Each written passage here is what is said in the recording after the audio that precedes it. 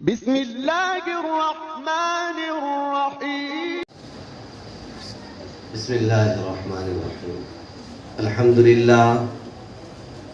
لله نحمده ونستعينه ونستغفره ونؤمن به ونتوكل عليه ونعوذ بالله من شرور أنفسنا ومن سيئات أعمالنا من يهده الله فلا مضل له ومن يضلله فلا هادي له ونشهد أن لا إله إلا الله وحده لا شريك له ونشهد أن سيدنا وشفيعنا وسندنا ومولانا محمدا عبده ورسوله صلى الله عليه وعلى آله وأصحابه وبارك وسلم تسليما كثيرا كثيرا.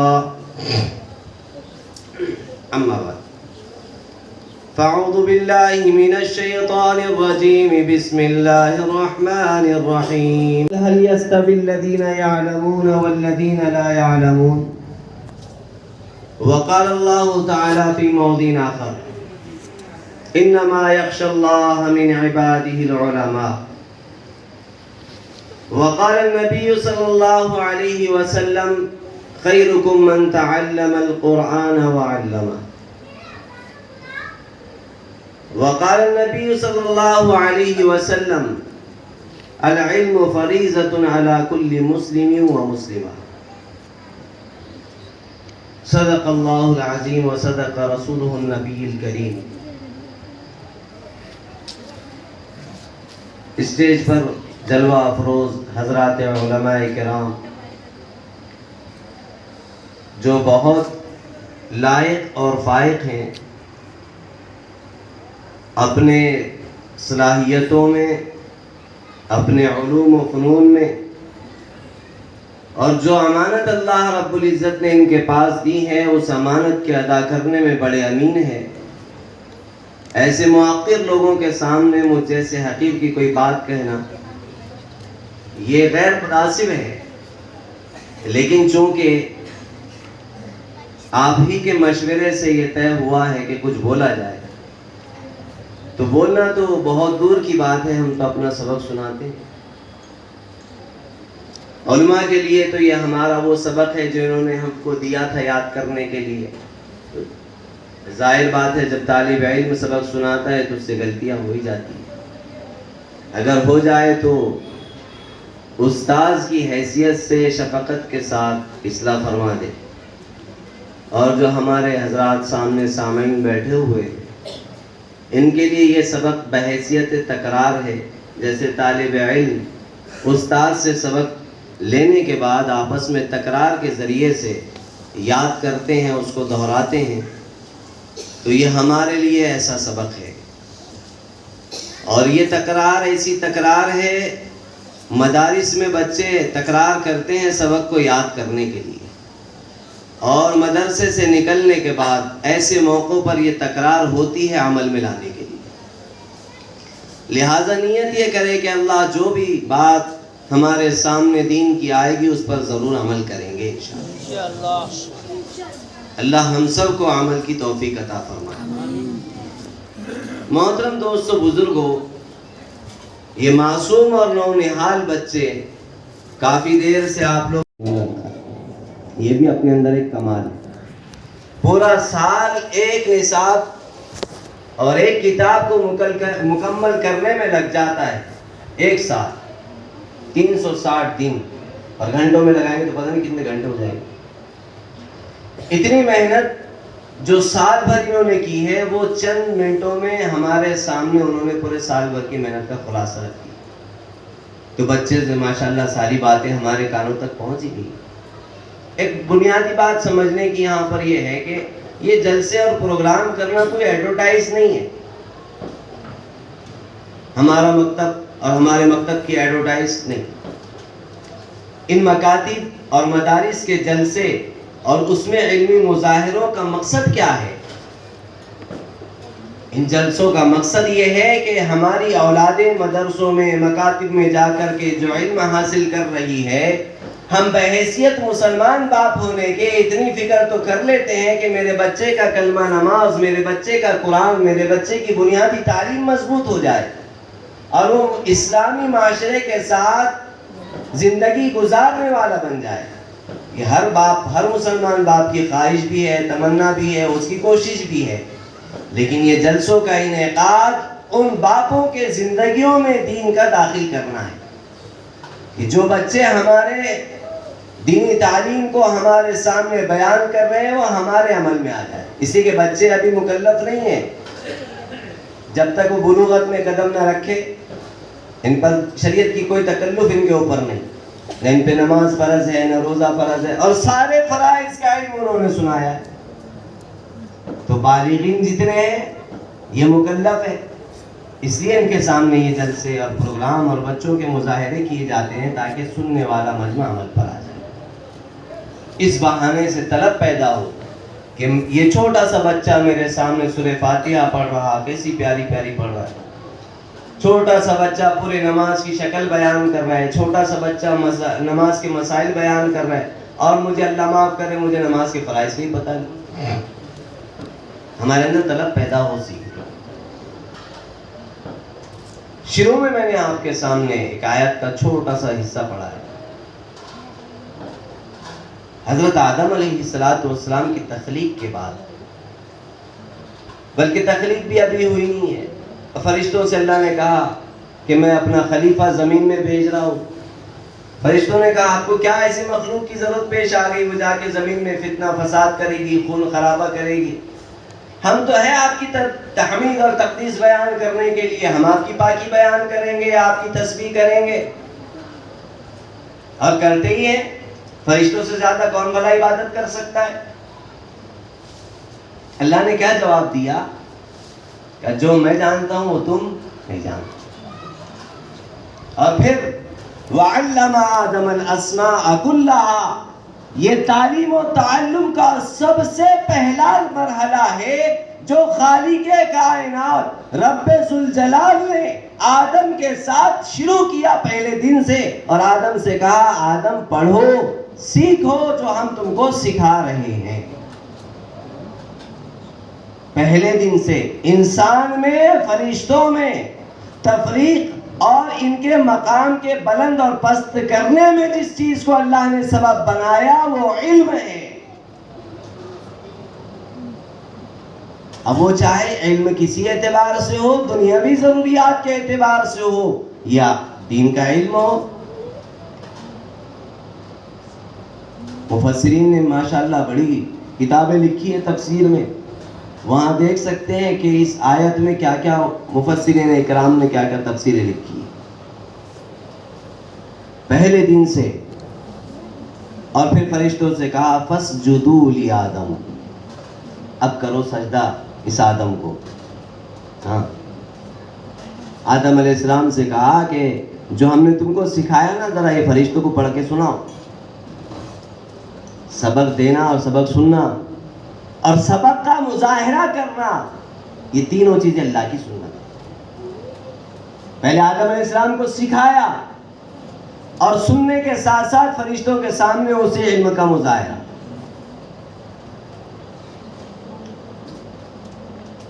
اس کے بعد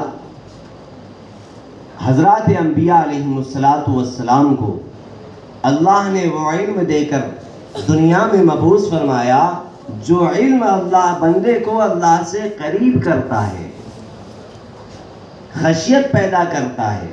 اس لیے کہ تخلیق انسان کا مقصد ہی اللہ کی خشیت کے ساتھ اس کے اوامر کو پورا کرتے ہوئے زندگی گزارنا ہے. ابھی تو کتنے مسلمان آپ کو ایسے ملیں گے جن کو زندگی گزارنے کا مقصد ہی معلوم نہیں. وہ تو بہت آگے کی چیز ہے، اس کو کلمے کا یاد ہونا، نماز کا پتہ ہونا، یہ بہت آگے کی چیزیں ہیں. اکثر لوگ آپ کو مسلمانوں میں وہ ملیں گے جن کو زندگی کے ملنے کا اور پیدا ہونے کا دنیا میں مقصد تک معلوم نہیں. کیوں ہم پیدا ہوئے، کیوں ہم کھا رہے ہیں، کیوں کما رہے ہیں، کیوں چل پھر رہے ہیں، اس کا مقصد کسی کو معلوم نہیں. اللہ تعالیٰ نے حضرات انبیاء علیہ السلام کے ذریعے علم زمین پر اتارا، اور اس علم کی وجہ سے انسانیت میں اپنی معرفت کا نور ان کے سینوں میں منتقل کیا۔ چنانچہ حضرات انبیاء علیہ السلام کی ایک لمبی فہرست ہے، قرآن بھرا پڑا ہے انبیاء علیہ السلام کے واقعات سے۔ ہم پڑھیں قرآن کو، معلوم پڑے گا۔ علم معرفت کے لیے، اس لیے کہ معرفت ہوگی تو عمل زندگی میں آئے گا، اور معرفت نہیں ہے تو پھر زندگی خامخواہ ہے۔ حضرات انبیاء علیہ السلام کے بعد آخر میں جب سلسلہ نبوت ختم ہونے کا موقع آیا، اللہ رب العزت نے جناب محمد الرسول اللہ صلی اللہ علیہ وسلم کو نبوت جو ہے نبی بنا کر مبعوث فرمایا، اور وہ تمام علم جو اللہ کے پاس ہے وہ علم کتاب کی اور دستور کی شکل میں حضرت جناب محمد رسول اللہ صلی اللہ علیہ وسلم کو عطا فرمائی، اور یہ بھی کہہ دیا کہ جو کچھ تھا سب تم کو دے دیا، الیوم اکملت لکم دینکم، سارا کا سارا دے دیا۔ پچھلے نبی کئی انبیاء علیہ السلام آپ کو ایسے ملیں گے کہ جن کے پاس چند صحیفے آ گئے، چند احکامات آ گئے، نہ مکمل شریعت ان کو ملی، نہ مکمل کتاب اللہ نے ان کو دی، اور جن کو مکمل کتاب ملی ان کی کتابوں کے ساتھ اللہ کا کوئی وعدہ نہیں۔ لیکن جب جناب محمد الرسول اللہ صلی اللہ علیہ وسلم کی باری آئی، اللہ نے مکمل کتاب عطا فرمائی جو آسان ہے۔ یسرنا القرآن فہل من مدکر، ہم نے قرآن کو آسان کر کے اتارا ہے، مکمل کر کے اتارا ہے، آسان کر کے اتارا ہے، اور سنو آسان ہے اور محفوظ ہے، کوئی اس میں اپنے من کی بات داخل نہیں کر سکتا، من کی بات تو بہت دور، کوئی اس کتاب کے زبر زیر تک کے کو بدل نہیں سکتا۔ اللہ فرماتے ہیں نحن نزلنا الذکر وإنا لہ لحافظون، ہم نے کتاب اتاری ہے، ہم اس کی حفاظت کریں گے، اور یہ مکاتب اور یہ مدارس اور یہ بچوں کا قرآن کا حفظ کرنا اور یہ مفسرین کی تفسیریں کرنا اور اس کے زیر و زبر کی رعایت کے ساتھ امت تک صحیح تو قرآن کے پڑھنے کے لہجے کو عام کرنا، یہ قرآن نظام کی محنت یہ یوں ہی نہیں ہے، اللہ نے ایک نظام قائم کیا ہے اس کی تحفیظ کا، اس کا زبر بھی محفوظ ہے، اس کے الفاظ بھی محفوظ ہے، اس کی حرکات بھی محفوظ ہے، اس کی تفسیریں، اس کے ترجمے محفوظ ہے۔ شرط یہ ہے کہ حق کو پہچاننے کی صلاحیتیں ہم میں پیدا ہو۔ بہرحال اللہ نے مکمل دین دیا ہے نبی کریم صلی اللہ علیہ وسلم۔ آج امت اس علم کو چھوڑ کر جو دنیاوی فنون اور ہنر کی طرف دوڑ رہی ہے، جو یہ سمجھتے ہیں کہ ہمارے پاس اگر ہنر نہیں ہوں گے، دنیاوی تعلیمات نہیں ہوگی، ہمارا گزر نہیں چلے گا۔ میرے دوستو بزرگوں، امت اسی وجہ سے سب سے زیادہ برباد ہے کہ اس نے سب سے زیادہ کمتر اور کم درجہ علم دین کو دے رکھا ہے، اور دوسری کوئی وجہ نہیں۔ وہ مکرم تھے زمانے میں مسلمان ہو کر، اور ہم رسوا اور خوار ہو گئے تاریخ قرآن ہو کر۔ ہمارے رسوائی کی تو بنیادی وجہ یہ ہے کہ قرآن کو ہم نے چھوڑ دیا، تعلیمات قرآن کو ہم نے چھوڑ دیا، ہر چیز کو سیکھنا ہم نے ضروری سمجھا۔ سب سے زیادہ غیر ضروری اگر کوئی چیز ہمارے معاشرے میں سمجھی جاتی ہے وہ دینی تعلیم کا سیکھنا ہے۔ ساری چیزیں آپ کو بغیر سیکھے آ سکتی ہے، خدا کی قسم دین بغیر سیکھے نہیں آ سکتا۔ اگر آ سکتا تھا اللہ فرشتوں کے ذریعے سے کسی ایک جگہ اپنی کتاب اتار دیتے اور اعلان کروا دیتے کتاب لے لو، پڑھ لو، عمل کر لو، کامیاب ہو جاؤ گے۔ 1,24,000 انبیاء علیہم کا سلسلہ ہم سے یہ کہتا ہے کہ دین سیکھنے کی ضرورت ہے. قرآن یہ کہتا ہے دین سیکھنے کی ضرورت ہے. نبی پاک صلی اللہ علیہ وسلم کی 23 سالہ زندگی ہم سے یہ کہتی ہے کہ دین سیکھنے کی ضرورت ہے. صحابہ کی زندگی یہ کہتی ہے کہ دین سیکھنے کی ضرورت ہے. اور ہم ایسے مسلمان ہیں، ہم سمجھتے ہیں کہ دین سیکھنے کے علاوہ سب چیزیں ضروری ہیں. جبکہ نبی کریم صلی اللہ علیہ وسلم کے پردہ فرمانے کے بعد سے لے کر آج تک ایک ہی سلسلہ ایسا باقی ہے جو مسلمانوں کو جناب محمد الرسول اللہ صلی اللہ علیہ وسلم کی ذات سے منسوب کرتا ہے. وہ طریقہ اور وہ چیز، وہ تعلیم و تعلم ہے. مدارس میں علماء اکرام پڑھتے ہیں، آخر سال میں دورہ حدیث میں جاتے ہیں، دورہ حدیث میں سیاہ ستہ پڑھتے ہیں. سیاہ ستہ میں کتابیں پڑھائی جاتی ہیں. سیاہ ستہ 6 کتابیں. نام تو میرے سے زیادہ آپ کو یاد ہوں گے. بخاری شریف سب سے بڑی کتاب قرآن کے بعد، مسلم شریف، یہ دونوں کتابیں بڑی مضبوط بنیادی کتابیں. اس کے بعد میں ابن ماجہ ہے، ابو داؤد ہے، ترمذی شریف ہے، نسائی شریف ہے، اور اس کے علاوہ بھی بہت ساری حدیث کی کتابیں. دور حدیث میں علماء اکرام بغیر ان کتابوں کے پڑھے ہوئے کوئی عالم مکمل عالم بنتا نہیں. اس کو سند فراغت ملتی ہی اس دورے کے سال کے بعد. بخاری پڑھائی. اچھا، سند کا مطلب کیا ہے؟ عام عوام مسلمانوں کی یہ تصور کرتی ہے کہ سند کا مطلب سرٹیفکیٹ، ڈگری. جیسے ڈاکٹر فائنل ایئر میں ایگزام پاس کرنے کے بعد ان کا اینوئل فنکشن ہوتا ہے، اور اس فنکشن میں ڈاکٹر کی ڈگری اس کے ہاتھ میں باقاعدہ دی جاتی ہے. کوئی وکیل بنتا ہے، LLB کرتا ہے، اس کو اس کی ڈگری دی جاتی ہے.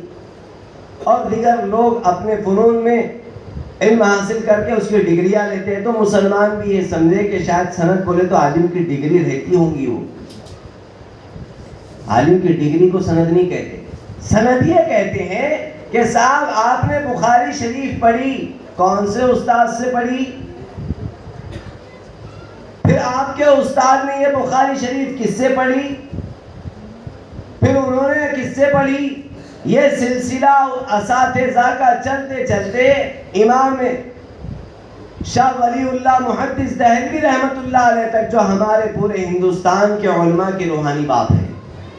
علم حدیث کو ہندوستان میں لا کر اور ایک صحیح ترتیب سے اس علم کو اور علم حدیث کو ہندوستان میں رائج کرنے والی اگر کوئی شخصیت ہے، وہ امام شاہ ولی اللہ محدث دہلوی رحمت اللہ علیہ. جتنے ہندوستان میں آپ چاہے کسی کونے میں چلے جاؤ، ہندوستان میں نہیں بلکہ پوری دنیا میں مدارس کے پڑھنے والے اگر کہیں ہیں جو دیوبندی مسلک یا دارالعلوم دیوبند سے جو منسلک ہیں، ان کا باپ آپ کو ملے گا امام شاہ ولی اللہ. اور امام شاہ ولی اللہ سے لے کر امام بخاری تک ایک سند چلتی ہے کہ یہ بھئی ہم نے فلاں سے پڑھی، فلاں سے پڑھی، فلاں سے پڑھی. اور پھر آخر والا کہتا ہے میں نے خود حضرت محمد بن اسماعیل امام بخاری رحمت اللہ علیہ سے میں نے خود یہ کتاب پڑھی. پھر ایک سلسلہ چلتا ہے امام بخاری سے لے کر جناب محمد الرسول اللہ صلی اللہ علیہ وسلم تک، جو سلسلہ نبی پاک صلی اللہ علیہ وسلم کی ذات سے لے کر آج تک برابر مربوط ہے، کبھی ٹوٹا نہیں. کوئی عالم اگر یہ کہہ دے کہ میرا سلسلہ ایک جگہ ٹوٹ گیا تو وہ اپنے دعوے میں جھوٹا ہے. ایک ایک حدیث نبی پاک صلی اللہ علیہ وسلم تک مربوط ہے. یہی ایک سلسلہ ہے. اگر تعلیم و تعلم دین میں کوئی حیثیت نہ رکھتے ہوتے تو یہ سلسلہ ہی قائم نہ ہوتا. ہاں، صحابہ نے امانت داری کے ساتھ اس علم کو نبی پاک صلی اللہ علیہ وسلم سے لے کر اپنے بعد والوں تک پہنچایا، پھر انہوں نے اپنے بعد والوں تک پہنچایا، اور یہ سلسلہ چلتے چلتے آج 1445 ہجری تک الحمدللہ اپنے رخ پر صحیح چل رہا ہے. سب سے اہم چیز جو مسلمانوں کے ذہن سے بالکلی طور پر ختم ہو چکی ہے وہ یہ کہ دین کا سیکھنا کتنا ضروری ہے. صحابہ کا وہ جملہ، صحابہ کہتے ہیں تعلمنا الایمان ثم تعلمنا القرآن ہم نے ایمان بھی سیکھا, ہم نے قرآن بھی سیکھا. ایمان پر ہم نے ایمان کو سیکھا ہے. قرآن کہتا ہے آمینو کما آمن الناس, ایسے ایمان سیکھو جیسے انہوں نے سیکھا ہے. صحابہ نے کہا ثم تعلمنا القرآن, اس پر تو اللہ نے حجت قائم کر دی. حجت کیا ہے؟ حجت الوداع کے موقع پر اللہ نے آیت نازل فرمائی الیوم اکملت لکم دینکم, جو دین تم نے سیکھا ہے ہم نے اس کو مکمل کر دیا. یہ سلسلہ سیکھنے سکھانے. ہم سمجھتے ہیں کہ دنیاوی چیزیں سیکھ لو, نماز تو ویسا بھی دیکھ دکھا کے پڑھ ہی لیں گے آپ. میرے دوستو بزرگوں, اس علم کی حقارت پیدا کیوں ہوئی ہمارے دلوں میں, توجہات کیوں ہٹی ہے ہماری علم دین سے؟ اس لیے کہ ہم نے کھانے, کمانے, پہننے, اوڑھنے, گھر بنانے کو سب سے زیادہ اہمیت دی ہے. ہم سمجھتے ہیں کھانا ضروری ہے, ہم سمجھتے ہیں مکان ضروری ہے. میرے دوستو بزرگوں, یہ سب چیزیں ضرورت ہے, ضروری نہیں ہے. اگر ضروری ہوتی, خدا کی قسم سرور کائنات جناب محمد رسول اللہ صلی اللہ علیہ وسلم کے گھر میں 3 دن کا مسلسل فاقہ کبھی نہیں ہوتا. اگر مکان ضروری ہوتا, خدا کی قسم اس روئے زمین پر سب سے زیادہ افضل, سب سے زیادہ مضبوط, سب سے زیادہ خوبصورت مکان سرور کائنات کا ہوتا. عائشہ فرماتی ہے میرے آقا کے مکان کی حالت یہ تھی کہ آپ رات میں قیام اللیل میں کھڑے ہوتے نماز کے لیے, تو چھت کی حالت یہ تھی, اتنی بلند چھت تھی گھر کی کہ قیام کی حالت میں سر چھت کو لگ جاتا تھا.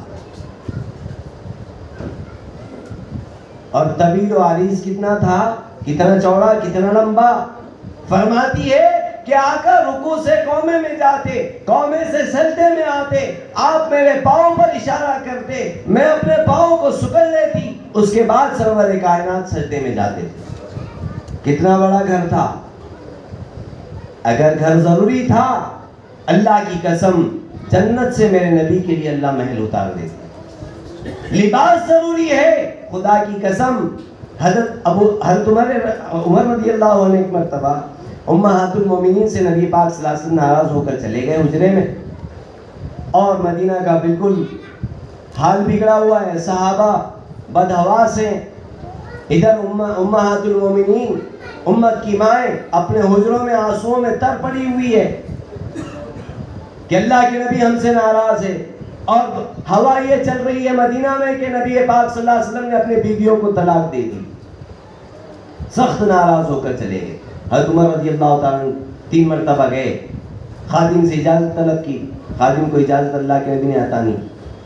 4تھی مرتبہ گئے, پھر اجازت ملی. حضرت عمر خود کہتے ہیں میں کمرے میں داخل ہوا اور میں نے پورے کمرے میں نگاہ دوڑائی. پورے کمرے کی کل کائنات یہ تھی, ایک کونے میں ایک مٹھی جو پڑے ہوئے تھے, ایک مٹھی جو,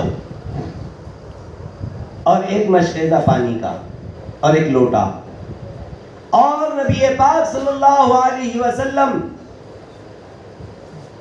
جسم پہ کوئی کپڑا نہیں, تہبند بنی ہوئی ہے, آپ چٹائی پر لیٹے.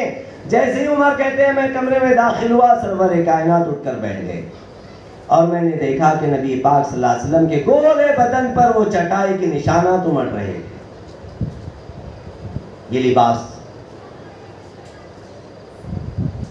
یہ غیر ضروری چیزیں ہیں, ضرورت کی ہے. مل جائے تو غنیمت ہے, نہ ملے تو مرتا کوئی نہیں. اللہ نے جنت اور جہنم کے فیصلے اعمال پر رکھے ہیں, مال پر نہیں, احوال پر نہیں, اعمال پر ہے. ہمارے گھر کا حال کیسا ہے, ہمارے پکوان کتنے عمدہ ہے, ہمارے پکوان کتنے لذیذ ہیں, ہمارے لباس کتنے عمدہ چمکدار ہیں, ہمارے مکان کتنے عالیشان ہے, اس پر کسی بندے کو نہ جنت ملے گی نہ دوزخ سے چھٹکارا ملے گا. خدا کی قسم بغیر دین کے مر جائے گا, اللہ جہنم میں ٹھوس دیں گے.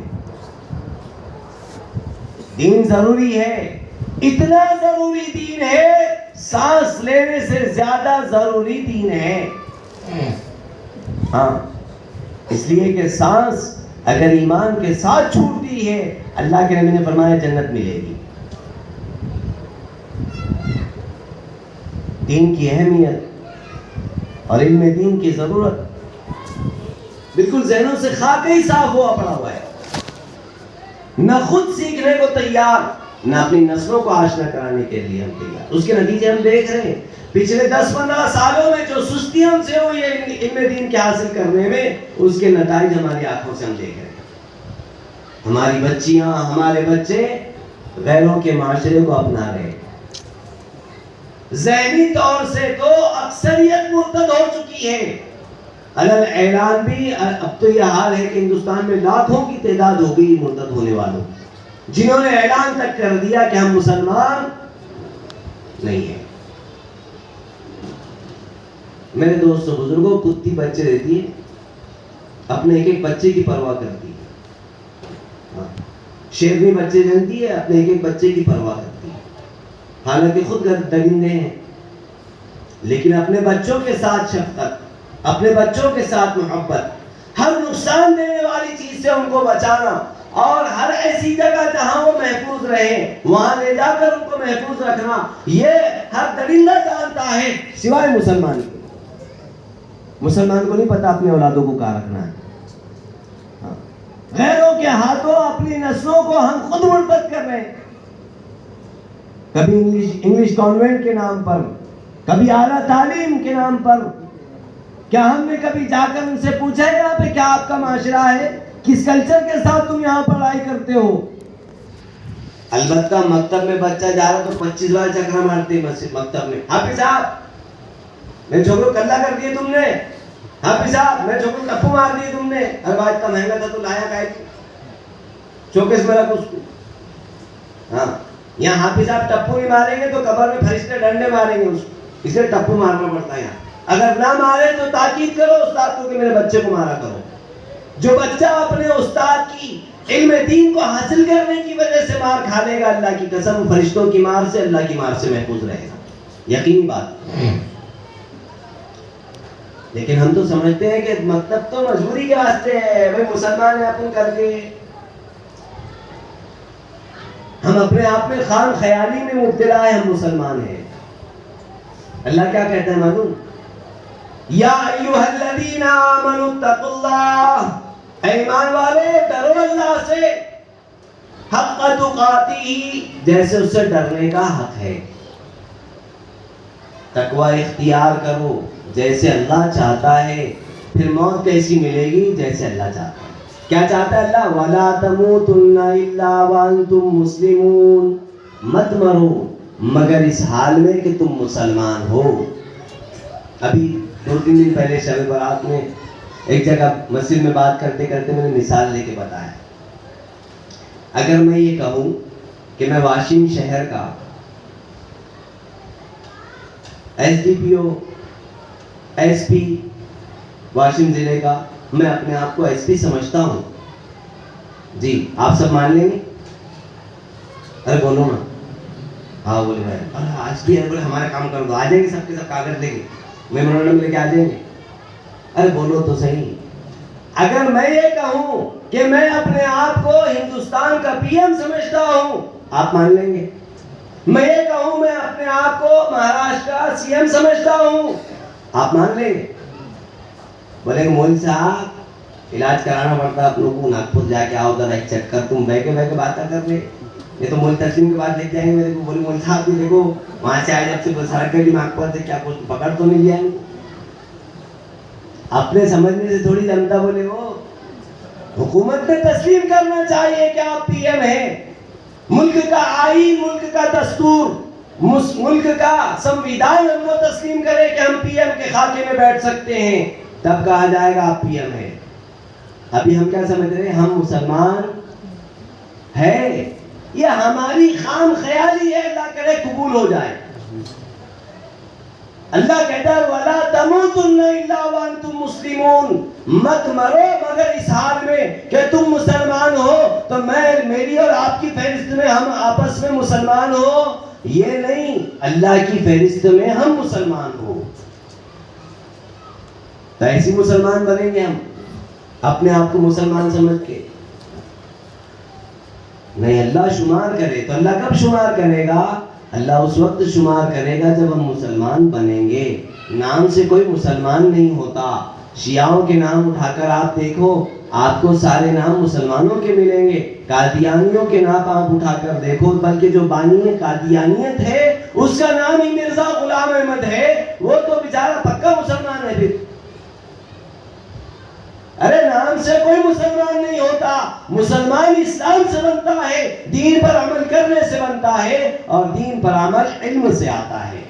اس لیے یہ مکاتب اور مدارس کا نظام, اس لیے یہ دعوت و تبلیغ کا نظام, اس لیے یہ خانقاہوں کا نظام, تاکہ امت کسی بھی راستے سے عمل پر آ جائے. مقصد سب کا ایک ہی ہے, امت میں عمل زندہ کرنا. ہاں, اب تک تو ہمارا تصور یہ تھا کہ صرف بچوں ہی کے لیے مکاتب چلتے ہیں, لیکن اب الحمدللہ ہمارے علاقوں میں ایسے بھی مکاتب قائم ہو گئے جو عشاء کے بعد میں اور الگ الگ متفرق اوقات میں مساجد کے اندر بالغان کے بھی مکتب چل رہے ہیں. ماشاءاللہ واشنگ شہر میں خود چلتے ہیں. امت کا ہر فرد دین کے سیکھنے کا ذمہ دار ہے, اور قیامت کے دن ہم سے دوسروں کے بارے میں سوال نہیں ہوگا. قبر میں ہم سے دوسروں کے بارے میں سوال نہیں ہوگا, ہم سے ہمارے بارے میں سوال ہوگا, تو بتا تو نے کیا کر کے آیا. اس سے دوسروں کو نہ دیکھے آدمی. ہاں, ہمارے دل میں دین کی کتنی عظمت ہے, علم دین کی کتنی قدر ہمارے دلوں میں ہے. بے شک دنیا کا علم حاصل کرو, کوئی روکنے والا نہیں, لیکن سب سے پہلے نہ قرآن نے ڈاکٹر بن کے مرنے کا حکم دیا, نہ انجینئر بن کے, نہ ماسٹر بن کے, نہ وکیل بن کے. ہاں, اللہ نے حکم دیا مسلمان بن کے مرنے کا. ایسے سب سے پہلے مسلمان بنو, اس کے بعد سب بنو. دنیا کے جس شعبے میں جاؤ, اسلامی معاشرت کے ساتھ, نبی پاک صلی اللہ علیہ وسلم کے اخلاق کے ساتھ, صحابہ والے صفات کے ساتھ زندگی گزارو, تاکہ پوری دنیا کو, اس اندھیری دنیا کو, ظلمت سے بھری ہوئی دنیا کو اللہ ہدایت کے نور سے منور کر دے. ایک ایک انسان کو ہدایت ملے. اس کے لیے میرے دوستو بزرگوں, ان مکاتب میں تعاون کرنا. تعاون سے مراد اپنے بچوں کو, گھر میں جتنے بچے ہیں سب کو مکتب میں بھیجیں. جتنے بالغ ہیں وہ اپنے مسجد کے امام صاحب سے, مولوی صاحب سے, مفتی صاحب سے وقت لے کر کے وہ اپنے سیکھنے کا ترتیب بنائیں. مجھے بھی سیکھنا ہے. قبر میں میرا بچہ تو جواب دے دے گا, مسئلہ میرے اٹک جائیں گے, میں کیا کروں, میں بھی سیکھوں. ہماری اپنے گھروں کی مستورات تعلیم کے حلقے کے ذریعے سے اپنے گھروں میں قرآن کے حلقے سے جاری کرو, کہ ہمارے گھر کی مستورات بھی بہترین قرآن پڑھنے والی ہیں. ان کو آتا کچھ نہیں, کر کے کرتے کچھ نہیں. ہو اچھا, وہ کچھ نہیں کرتے تو ہم کو بہت کچھ کرنا پڑتا. اشارے اشارے میں سمجھ جاؤ, تفصیل کا وقت نہیں. سمجھ میں آ رہی ہے بات؟ وہ سیکھتے نہیں, تو جو کرنا ہے وہ کرتے نہیں, تو وہ کرتے ہیں جو نہیں کرنا ہے, اور پھر ان کے وہ کرنے کی وجہ سے ہم کو کیا کیا کرنا پڑتا ہے, یہ سب کو معلوم ہے. پھر وہ 3000 کا بھی ڈریس مانگے گی, کبھی کبھی 5000 کا بھی مانگے گی, کبھی غیر ضروری دعوت میں بھی جانے کی تمنا ہوگی. تو بہت سارے مسئلے پیدا ہوتے ہیں. اس لیے اپنے گھر کی مستورات کو دین پر لانے کے لیے اس وقت ہمارے بڑے امت کے نباس, جنہوں نے ہمارے لیے بہترین نسخہ تجویز کیا, وہ گھر کی تعلیم 5 اعمال کے ساتھ ہر گھر میں زندہ ہو. تصحیح قرآن کے حلقے, تعلیم کتاب, صفات صحابہ کا مذاکرہ, تشکیل ہو, مشورہ ہو, یہ اعمال ہمارے گھروں میں زندہ ہو. اور ہفتے والی تعلیم میں ہمارے گھر کی پوری مصروفات پہنچے پابندی کے ساتھ. اللہ تو یہاں تو ماشاءاللہ واشنگ شہر تو مثال ہے ہمارے علاقے میں.